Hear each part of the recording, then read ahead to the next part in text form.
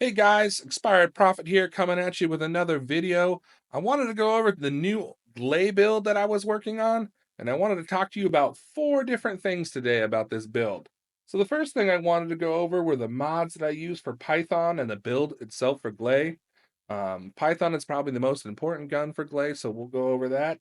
The second I wanted to talk about is the base cooldown and the base duration of Gley's abilities and what's important to focus on those 2 things compared to, like, critical hit damage or critical hit rate. We'll break that down a little more. So thirdly, I wanted to talk about the reactors.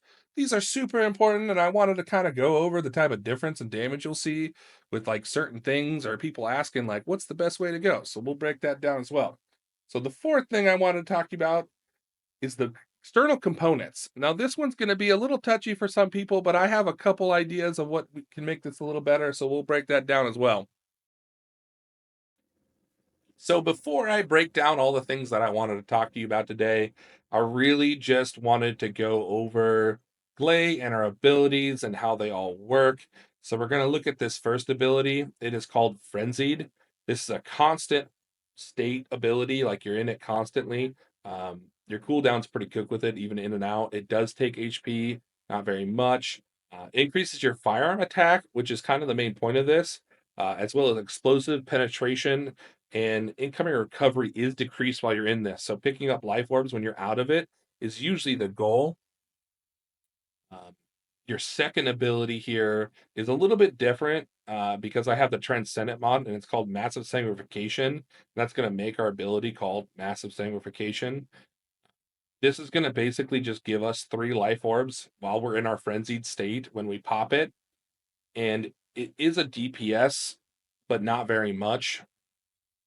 So next, you're going to look at your third ability here, and the third ability is probably the most important ability outside of the fourth one. This gives you unlimited ammo, which is huge. However, you have less movement speed, running speed, sprint speed. You don't have life spheres, but we're taking away life sphere generation rate because we're using massive sanguification, so that's not as important.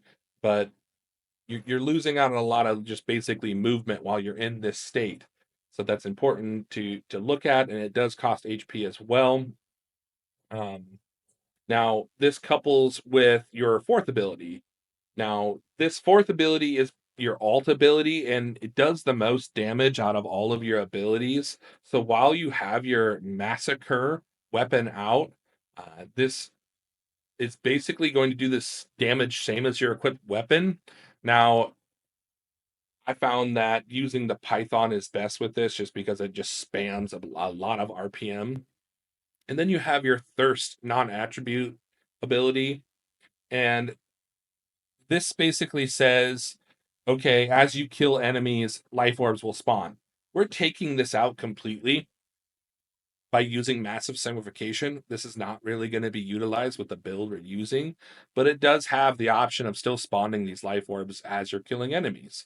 So as you can see, those orbs after enemies pop up, that's what they are. Now I kind of wanted to showcase her abilities. I just popped my Frenzied State ability right there. That's the first ability. And because I have massive simplification on the mod, I just popped my second ability. As you can see, there are 3 life orbs down there now. And now I can pop and have the capability of popping my fourth ability. So I pulled out my my weapon, and now I'm going to try and spam this with the third ability.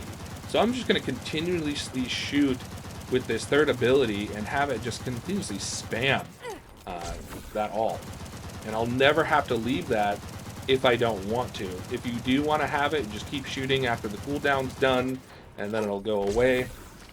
But you can continuously keep firing that and just put mad DPS with the boss. And this is actually why we use Python, is because it has the highest RPM possible, and it has like 1300 with the build I have, and it does absolutely insane damage at a very quick rate. Okay, so now it's time to go over the Python mod setup. So far, this is my favorite mod setup. I focused on fire rate, weak point damage, and just general firearm attack. That's pretty much all I wanted to focus on. So I went with weak point aiming, that gives you an extra 2% weak point, and then I went with The next one here is weak point sight with 35%, which is huge. That's what you really want when you're fighting Colossus. And then you have rifling reinforcement, which is another firearm attack, which is huge. That's just base mod for anything, as well as action and reaction. That's another firearm attack plus 61%. And then you got consume magazine, which adds you another 2% for weak damage. Um, Adventure, the crit hit rate is not as important, but the weak point with that is important as well. And the crit hit damage and weak point for target detection, weak point damage for have aiming, another 40% right there. And then you have fire rate plus 25%, which is going to couple with the sharp precision shot.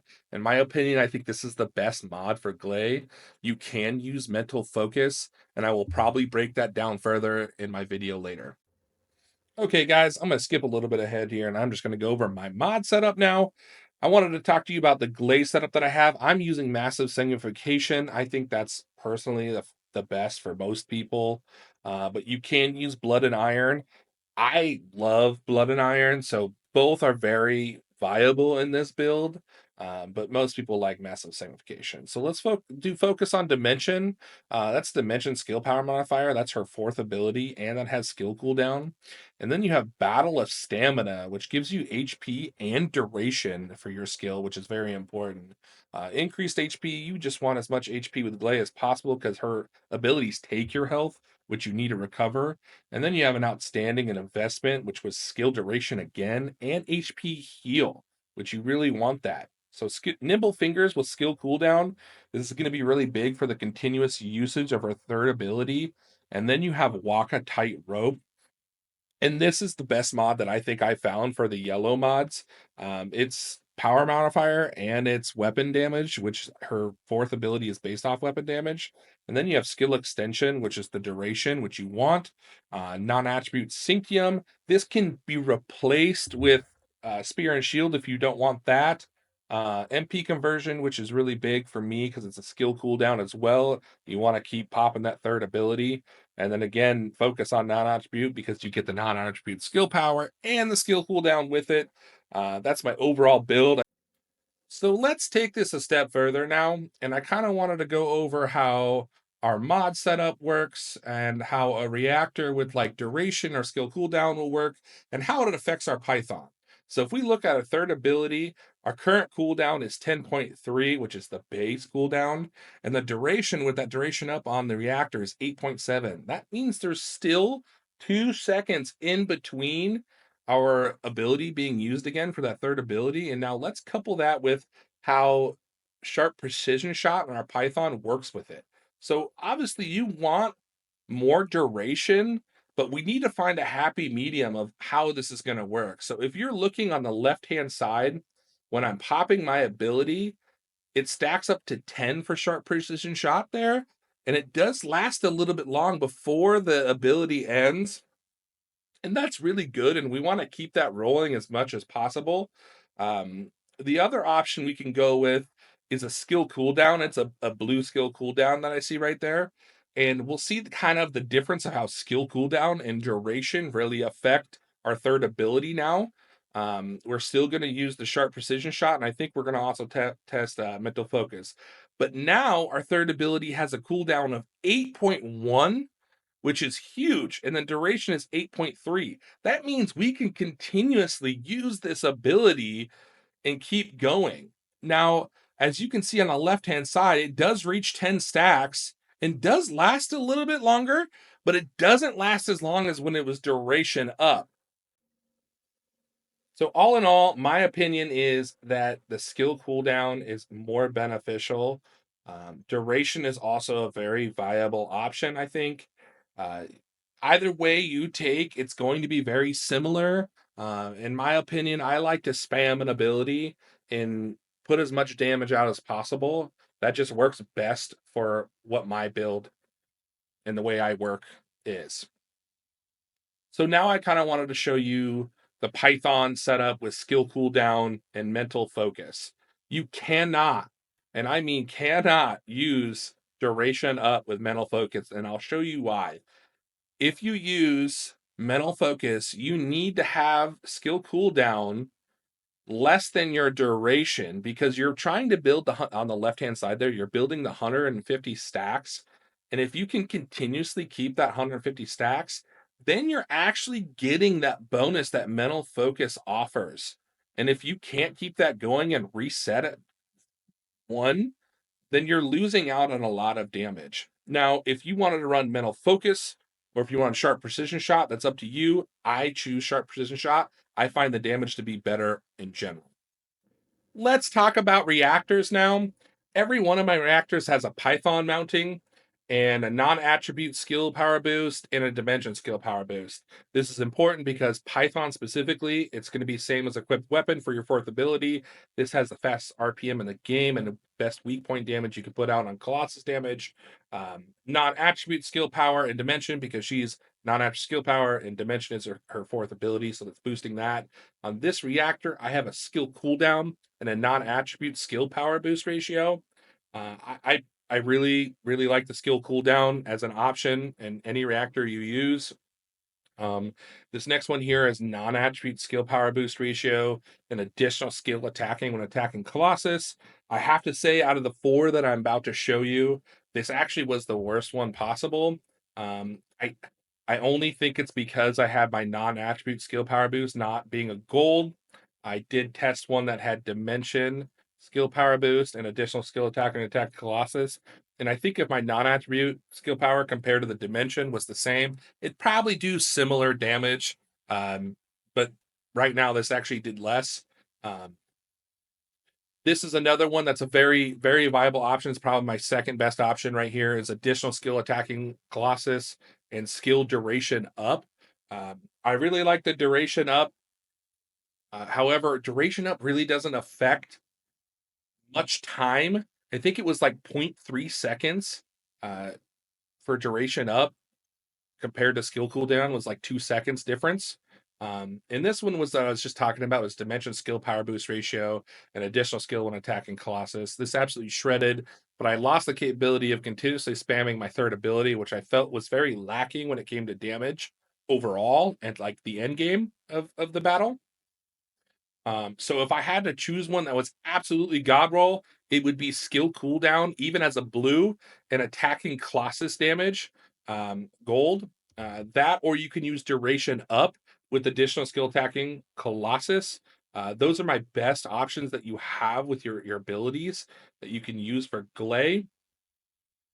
I will say if you don't have skill cooldown or like if you want to use non-attribute or dimension, those will give you similar damage to attacking with Colossus, just not as much. So now I'm going to talk to you guys about external components.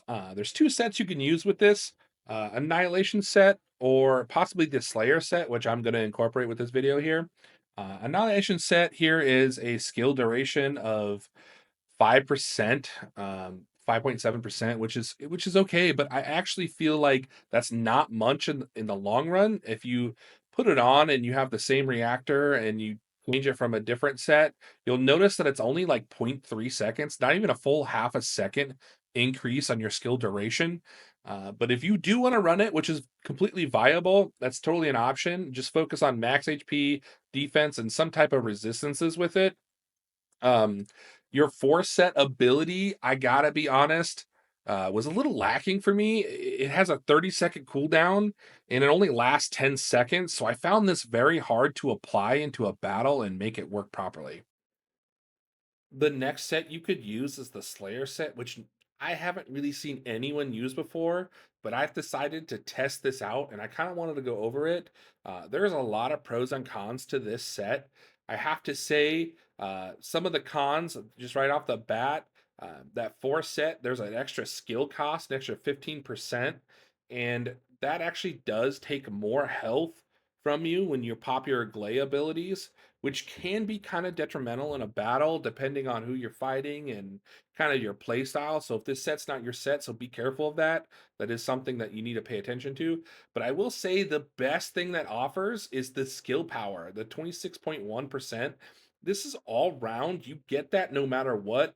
And with the Annihilation set, like I said earlier, like I felt like that four set ability was really lacking and only popped every 30 seconds, and you had to be lower than 50%. So you had to plan and properly make it work and that was just so tough for me to even get that extra damage. But if I have an extra flat out 26% damage, I really enjoy that.